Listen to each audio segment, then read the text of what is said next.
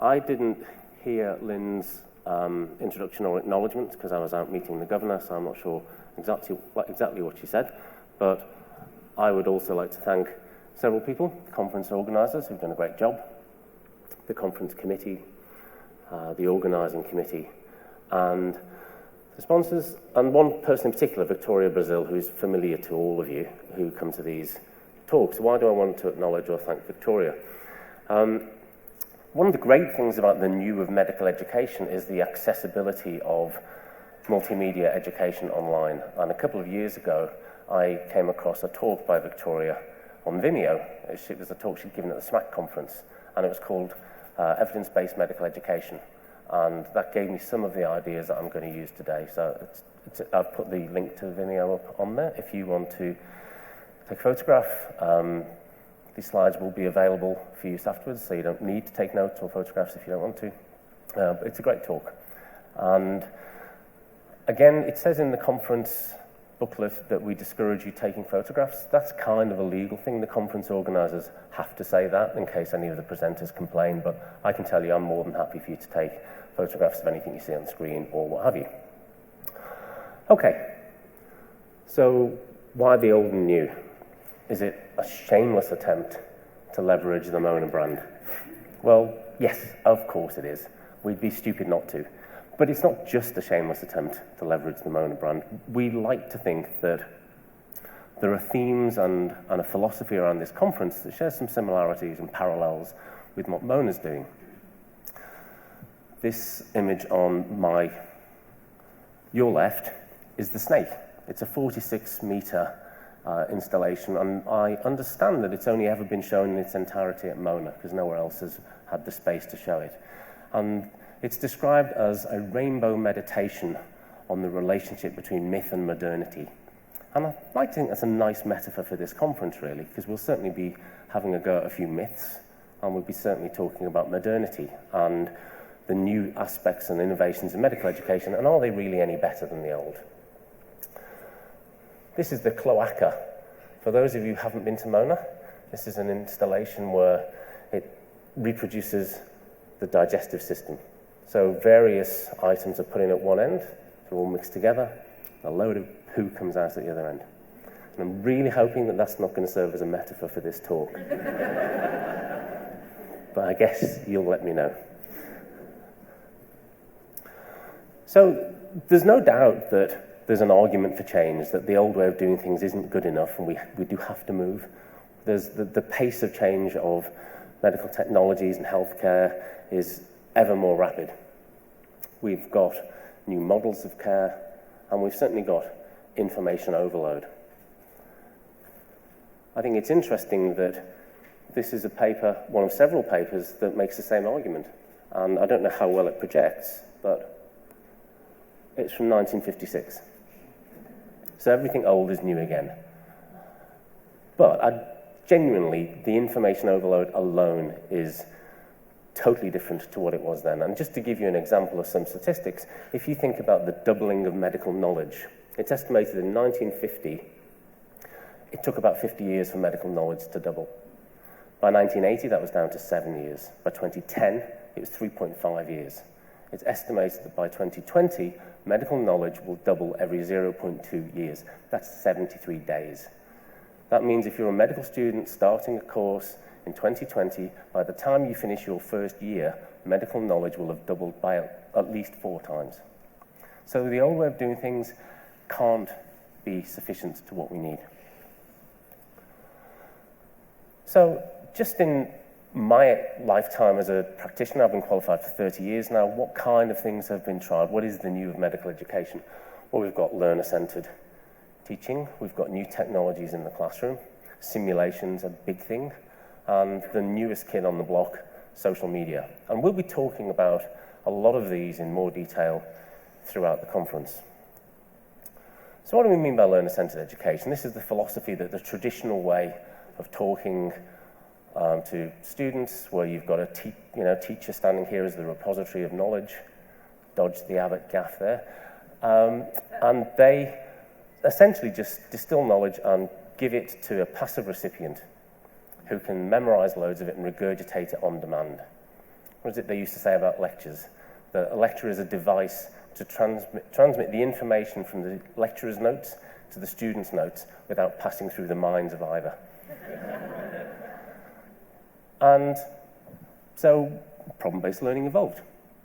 And as well as the modality of teaching, there was also a shift in emphasis. There was a recognition that just knowing stuff wasn't enough, and that maybe we should look at more of the softer elements of medical education. And good examples were ethics and professionalism and well-being. And it's not really that we didn't care about well-being back in the day, but it wasn't as embedded as it is now in curricula and what have you. So it's been 40 years. What's the evidence that PBL and its cooler, younger siblings, case-based learning and team-based learning, has produced any results that were better than what we used to have? And the answer is, there actually isn't a lot. Does that mean it's not better? No. You know, absence of evidence isn't the same as evidence of absence. But it would be nice, after 30, 40 years and a lot of disruption and a lot of time, money and effort, if we could show it was better. And in fact, those of you who've followed the National Intern Training Review know that there's a perception that actually our graduates now aren't possibly as work ready as we used to be back in the day. And there's a working party co-chaired by Brendan Crotty who met only last month to discuss this. What about ethics and professionalism? This is possibly my favorite study ever. If it's not, it's certainly my favorite title ever. They liked it if you said you cried. This is a study from a couple of years ago that looked at 40 students in the last 2 years of study. And they looked at how they responded to ethics and professionalism as it was taught to them. And they hated it, and they thought it was rubbish, and they thought it was patronizing and stupid. And they learned it much better from looking at the role models and their peers. And they also learned how to game the system. So the title comes from a quote from one of the students. He said, look, you know, I did my reflective portfolio, I wrote about a case I was involved with, didn't get very good marks. So I made one up, sexed it up, said I cried, said it traumatized me, got great marks. And that's what they all did. So they basically learned how to play the system, how to give the teachers what they wanted to hear. So the more you cried, the more you said you cried, the better your mark. What do we do about that? Well, Roger Worthington is running a workshop on teaching ethics and professionalism at this conference. Hopefully he can give us some answers on that. What about well-being? We put more and more effort into it. Most PMCs, a lot of hospitals actually have wellness programs. This is ours. Apple a day keeps the doctor away. I had no idea the governor was going to make that joke, by the way. And you have to remember, it's only 15 or so years since we had medical education officers providing the pastoral care and support that they provide. And there's mindfulness in a lot of the undergraduate curriculums now. And yet, the Beyond Blue survey shows our junior doctors are still as stressed and burnt out as ever. So what's happening there? Fortunately, I don't have to give you the answer because, again, we've got several talks and workshops on this throughout the conference. A new technology, iPods, iPads, laptops. Does that make any difference? These are a couple of studies, not from medicine, but from general education. The Cornell study at the bottom looked at open laptop versus closed laptop in an experiment and looked at how well people learned. And they found that those who had their laptops open during the teaching session were distracted, distractible, even if they were using it to actually look at the topic that was being studied, they still didn't remember it as much as those that didn't have the laptops. The other one is a survey by Barney McCoy at Nebraska. And he did a survey in 2013 and then repeated it in 2015. The first one looked at 700 students across 6 states. The second one looked at 600 students across 26 states. And what they found was they spend a lot of their time in the classroom using the smartphones and laptops for stuff that's unrelated to the topic at hand. Now you may say, well, that's all well and good. These are American high school students. Our young, professional, learner-centered, driven students wouldn't possibly do anything like that. And I swear to God, I did not mock this up. The gods were kind to me on this day. I was preparing a talk similar to this, and one of my colleagues came in and said, I've just been over at the medical school, just across the way, and he was giving a talk to fourth-year medical students, and he happened to get there early. So he sat at the back, and he said that the person giving the talk before him was very good, was very polished, presented, engaged, and these two students were shopping online for clothes. These guys are, I don't know who they are, but they're probably interns now, or residents, because this was a couple of years ago. Maybe Alistair can help me. So what if they're not actually distracted? What if they do actually use the technology the way it's designed to be used? This is a really interesting study from Princeton, and it shows that if you take notes in a lecture on a laptop, you will record about twice as many words as if you do it in longhand. If you're tested at the end of that session, your factual recall is as good as the people who take longhand notes, but your conceptual understanding is much poorer. And if you're tested a few weeks later, and you're given the opportunity to review your notes, the ones with longhand notes do better. So it's about how we process the information. What tends to happen when you take notes on a laptop is that you tend to just put stuff in verbatim. And these were digital natives, by the way. These weren't sad old people like me. So, simulation. That's been around for about 40 years. It was embryonic when I was starting out. Should work. It's got all the good elements of what should work in a teaching session. You get the chance to practice. You get the chance to get observation and feedback. It accommodates all the learning styles, whether you're a visual learner, an auditory learner, or a kinesthetic learner. What's the evidence? But before we look at the evidence, I did say we'd explode a few myths, so let's give learning styles a bit of a kicking. Numerous studies over the last 10 years have shown that learning styles are a myth. They don't really exist, at least not in the way that their proponents say they exist. They shouldn't be used for teaching. The study from London was Frank Coffield, he and his team looked at 3,800 papers on learning styles. They found 70 different learning styles described. They drilled it down to the 13 most influential and popular. And they looked at all of them and said there was insufficient evidence for any of them. Philip Newton from Swansea Medical School, December last year, did a literature search of the 200 most current articles on learning styles and found that despite all of these studies that show that there's no validity or evidence to them, 95% of studies currently being published still say they're a thing and they're a good thing. And surveys of students, of teachers across all the developed countries show that about 95% of teachers think that they're a thing and they're a good thing. So, back to simulation, what's the evidence? Bottom left, for those of you who aren't familiar, this is the best evidence in medical education website. It's the Cochrane collaboration of medical education. So if you want to see if someone's done any good studies on stuff, that's where to go. Well, again, we've had simulation for 40 years, and what does the evidence tell us? The evidence tells us that if you practice at simulation, you become really good at simulation. Very, very few studies show that it translates to clinical outcomes. And this bottom study looked at the top 10 features of simulation education, ranked. What are the top 10 things, if you're going to do simulation, are the most important? And the mannequin is about number 9th, which is a bit sobering for all of us who spent tens and thousands and hundreds of thousands, or Health Workforce Australia, who spent about 70 million on high-end mannequins that are sitting in cupboards up and down the country. The most important thing was how good the teacher was and the fact that you got feedback and a chance to practice. And the final one, social media. It's only been going for about 5 years, but it's huge. Those of you, Das Smack, that's Berlin.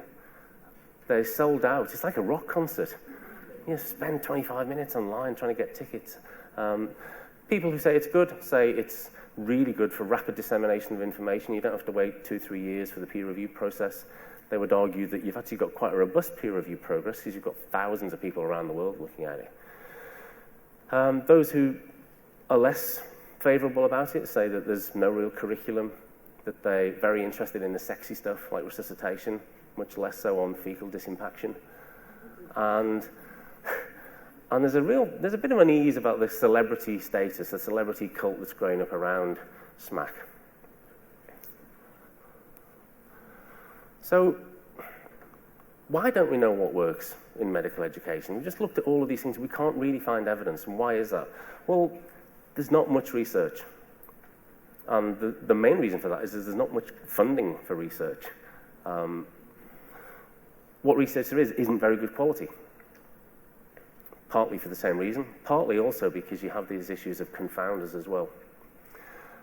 If we can't find the answers from research, can we just look at the outcomes? What difference does teaching make? This is my best example of a confounder. I don't know how many of you know what a Scouser is. I'm a Scouser. Whoops, sorry. There you go. I only have to say the word Scouser and my inbuilt thuggishness comes out. I'll be nicking your hubcaps before you can say boo. So a Scouser is somebody from Liverpool. And back in 2000 or thereabouts, just before I came to Australia, they went full PBL. They went hardcore PBL. They weren't messing about. And the students hated it. And they'd say to the faculty, look, can we just have some anatomy, but biochemistry maybe? Do we really have to have the history or the art of medicine? And, like all good faculty do, they listen and they stroke their heads and they nod and they did nothing. So what these guys did, they essentially set up an underground medical school. They clubbed together, they rented a lecture theatre that sat about 300 people, and they found some anatomists. I had this vision of in an alley psst, want to learn some anatomy? We'll start with the soft stuff, maybe the foot, and then we'll get you onto the harder stuff. And they paid, these anatomists to come and teach them. And then they did it with the biochemists and then the physiologists. And it got to the point where it was so subversive to the medical school that the medical school had to get a new dean and a blended curriculum. And I just think that's a tremendous testament to true student-centered learning. I just think it's great. Okay, so if looking at research doesn't help, let's look at the outcome. Let's test them and see if they know stuff. Well, how are we doing with assessment? There's a big problem with assessment, I think. This is from the College of Intensive Care Medicine, but honestly, I could have picked most colleges, including my own. Are we really saying that we're taking the best and brightest in the country, we're giving them 5 years of intensive training, and at the end of it, only half of them are up to scratch, at least at the first go? To me, that says there's either something wrong with the training or there's something wrong with the assessment. On the other hand, if we just informally have a bit of a sniff test, what's the problem with that? This is a study from New South Wales where they looked at a large number of end-of-term assessments for interns and found that they all passed. And I think it's fair enough we expect most of them to pass, but are we really saying that out of 1,000 trainees, only 2 didn't quite cut the mustard? That, again, kind of fails a sniff test. So, we can try something a little bit more elegant, something that conceptually should work, workplace-based assessment. It should be good. We know that frequent low-stakes assessment drives learning. It's very good for learning. We know from studies by people like Brian Jolly and others that if you don't have some form of structured assessment, only 20% of trainees get any kind of useful observation and feedback. And it can test those kind of things that we can't really test in exams, like ethics and professionalism and that kind of stuff. But there's lots of things we still don't know about workplace-based assessments. The AMC started developing them for IMGs only about 8 years ago. The colleges have only really come on board again, probably in a similar time frame. So still pretty new. Still don't know how many is enough, which ones are the best, are the things that you want to test. How do you train the busy assessors? And do we use them just to give feedback, or do we use them for career progression or college progression or what have you? And this is, again, another good example. I'm not really picking on SICM. It's just that I happen to have this information to hand. This is a comparison of the UK College of Intensive Care Medicine and the Australian College of Intensive Care Medicine. And the UK identifies 97 competencies, and you have to be signed off on every single one of them. That doesn't mean you have to have a workplace-based assessment for every one of them. You can sometimes do 2 or 3 competencies in a WBA. And in the course of your training, you're probably going to do about 68 WBAs. In Australia, they've got 7 workplace competencies like certification of brain death, things like that. And on average, you're going to do 50. Well, they can't both be right. The one place that's really, again, gone hardcore with WBAs in the prevocational space was the UK. And many of you will have seen how well that panned out. This is the Collins report that looked at it and basically said it was awful. These are just some of the quotes. These are the printable quotes. So they're not sure if they're even valid. It was introduced with no real resources or assessor training. It's too much of it. It's not valued. And several other studies have shown exactly the same in the UK. So the profession is rightly suspicious and there's widespread cynicism.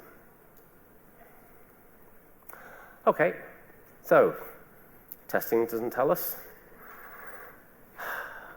Why don't we just ask the learners?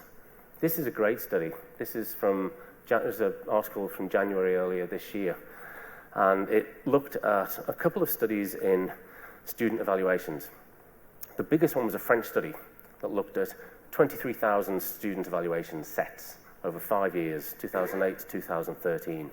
379 instructors, 4,500 students. And they found a couple of things that were really quite interesting. They found that there was no correlation between how well a student rated a teaching session and how well that student subsequently performed. But they also found something that was really quite surprising, which is that, or maybe it's not surprising, female teachers and instructors always get rated more poorly than male ones. And I've put the word perceived in italics there. I don't know how well it projects, because they also talk about another study, a great study from the US, 2014, where they looked at an online course and they assigned 4 teachers to deliver that online course, 2 male, 2 female.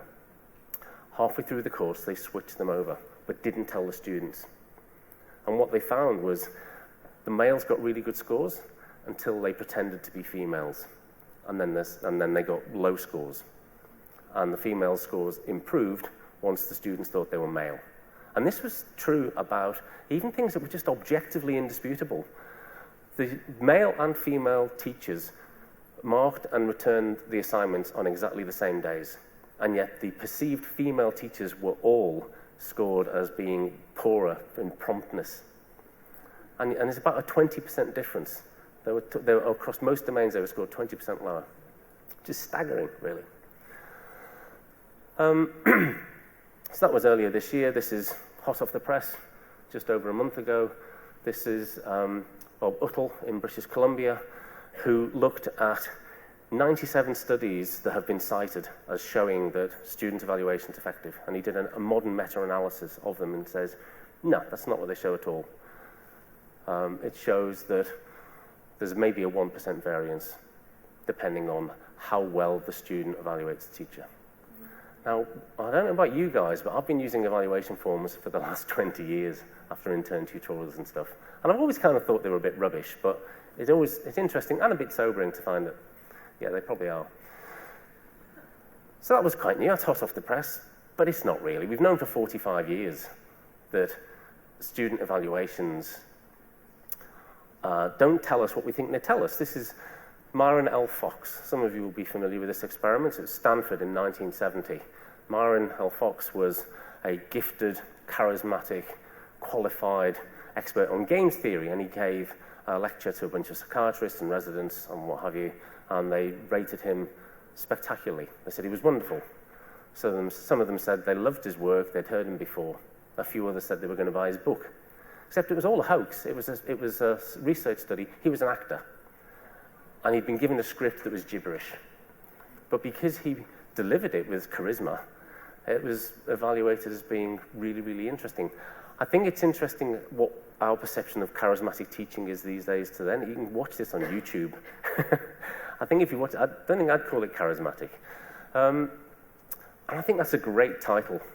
A paradigm of educational seduction. You'd never get away with a title like that these days. You probably have to have trigger warnings and safe spaces and all sorts. So most of the time, our learners tell us whether they enjoyed something or not, rather than whether or not it was useful. Why don't we ask them if it was useful? Well, we do. This is an example of the Preparedness for Hospital Practice questionnaire that's often used to compare things like PBL courses with non-PBL courses, and we ask the students, at the end of your 5 years, or 6 years, or 4 years of teaching, how confident do you feel about this? But we know from the work from Dunning and Kruger, which won the Nobel Prize in 2000, there is very poor correlation between how confident you are about something and how competent you are about something. Just ask my wife about pretty much anything I do around the house. So, okay. Research doesn't tell us, assessment doesn't tell us. Let's look at patient outcomes. There is very little data. There is very little data that shows a clear and defined benefit from an educational intervention to a patient outcome. This is one. It's a great story. It's from Ozenji's department in the UK. They instituted simulation-based training, and as a result, they ended up with a 70% improvement in fetal hypoxic brain damage and a 30% improvement in requests for transfusion for postpartum hemorrhage. That's fantastic. But the reason I show this is because of a quote that the authors make, is that they believe this is the first time that an educational intervention has been shown to be associated with a clinical improvement that's sustained. Now, that's in this particular area of perinatal outcome, but even so, this is only 10 years ago. It's the first time anyone's shown it. So, we don't really know what works or what works best. And we're not really sure if the new is any better than the old, or if what we're doing is making a difference. That's quite challenging, really, and I make no real apologies for that. But does it really make a difference? Well, some would argue no. If you look at the studies from Maastricht, they've looked at 25 years of student progress scores. And what they find is that, as far as they can ascertain, the influence of teaching makes about a 10% difference during the course of the student's progression. So if you want to know how well a student's going to do at the end of 5 years, you look at how well they're doing at the start. 90% of their improvement is predicated on baseline. So that's a 10% effect. And let's face it, the system seems to work. We don't have hordes of prevocational doctors out there killing people willy-nilly. Some people would say, well, yeah, it does matter, actually.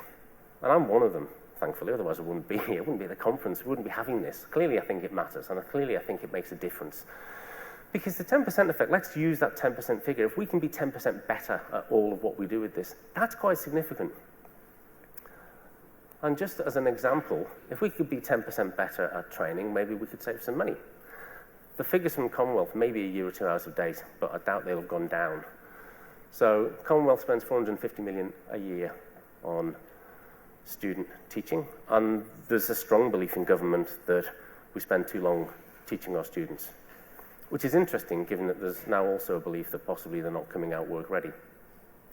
And this is, again, I'm very indebted to New South Wales. Since I've got most of my papers from here.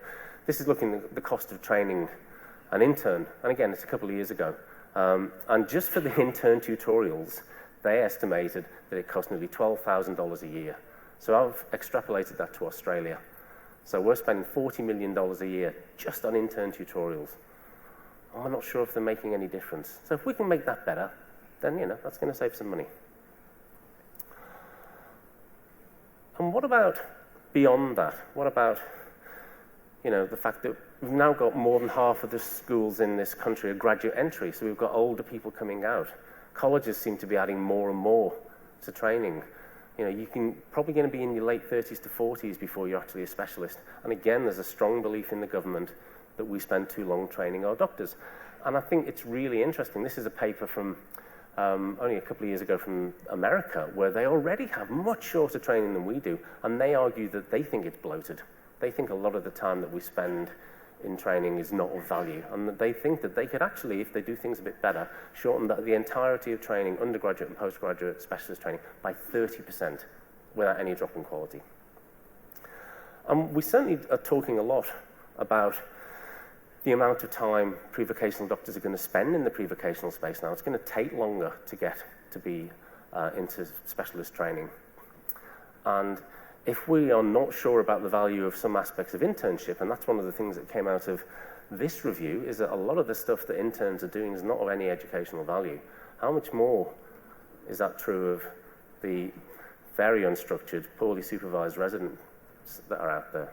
So again, I think there's value. If we can improve training so that it could be shortened, that's good for our doctors because they get to practice earlier. It's good for the employers and the government. It costs less. It's just a good thing. So, where does that leave us? Probably a bit unsettled, really, if I've done my job properly. Certainly makes me feel unsettled and confused. I'm with you on this. I don't know the answers.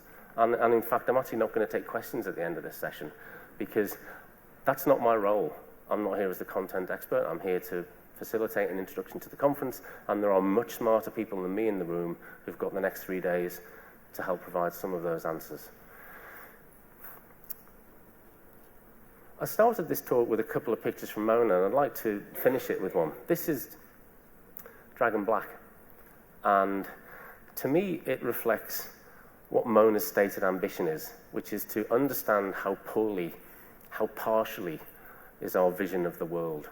And what I take to mean by that is it's really important if we're going to carry on learning, if we're not going to be mired making the same mistakes, that we are willing and open-hearted enough to challenge our own perceptions and beliefs, preconceptions.